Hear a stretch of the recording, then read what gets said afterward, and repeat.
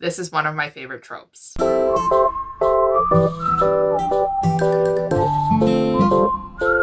Hi guys, welcome back to the channel. For today's video, I'm going to be giving you guys 5 books and 5 recommendations specifically relating to older brother's best friend romances. And this is one of my favorite romances and romantic tropes because I'm just trash for it. So I'm excited to share with you these 5 recommendations and hopefully you guys can add it to your TBRs very soon. So I think the first one that I'm going to recommend is going to be the book that kind of started it all and kind of started us trying to binge read as many historical romances afterwards. And simply because we went through a Bridgerton withdrawal, we binge watched the Netflix series that was based on The Duke and I by Julia Quinn, and we absolutely loved the world building so much that we kind of craved that historical romance touch. For me personally, I was already binge reading a lot of historical romances in the beginning of December with the start of me binge reading Eloisa James, but then after I quickly continued with reading different authors like Julia Quinn and binge reading her series too as well after Bridgerton.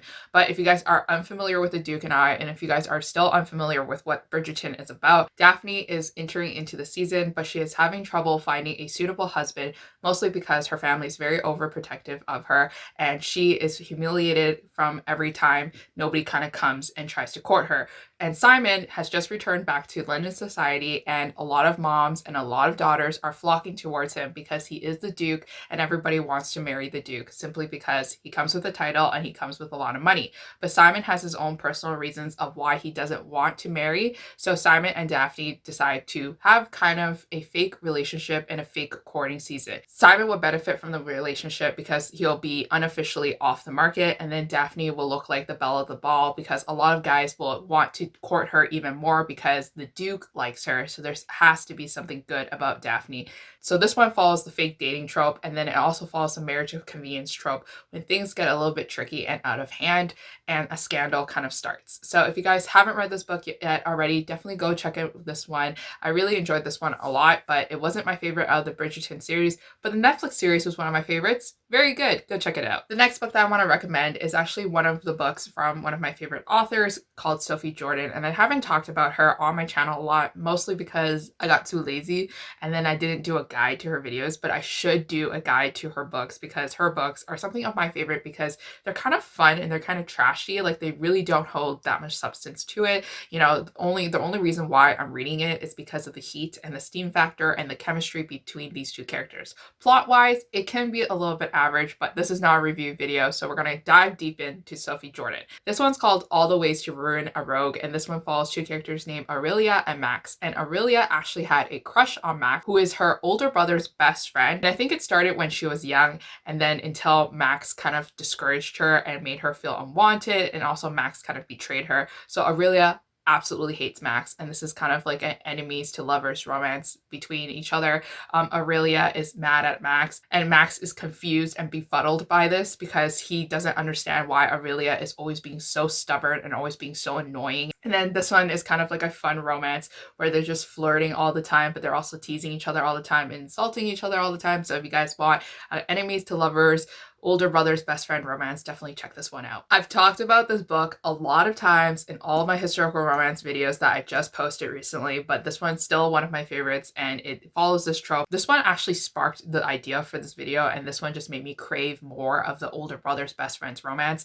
But if you guys haven't watched my previous videos yet, and if you guys are unfamiliar with this book, I'll give you a quick rundown. This book is called Just Like Heaven by Julia Quinn. It follows 2 characters named Marcus and also Honoria. And basically Marcus and Honoria are childhood best friends, but Marcus is actually Honoria's older brother's best friend, and then they are playing with each other all the time during their childhood years, and they get to know each other a lot of the times, but mostly it's her brother's best friend always. So when her brother decides to flee London because of a giant mistake that he makes when he's older and of age, Marcus is left with the duty of taking care of Honoria. But Marcus doesn't tell Honoria what he's actually doing, which is taking care of Honoria and also making sure that Honoria's suitors coming to her doorsteps are actually good people. So Marcus tends to always chase away the suitors without Honoria really realizing it, and Honoria always thinks that there's something wrong with her. So this book also had a lot of close proximity situations as well, where the 2 characters were stuck with each other. This one was so sweet and so lovely to read, and it was also very funny and quirky a lot of the times.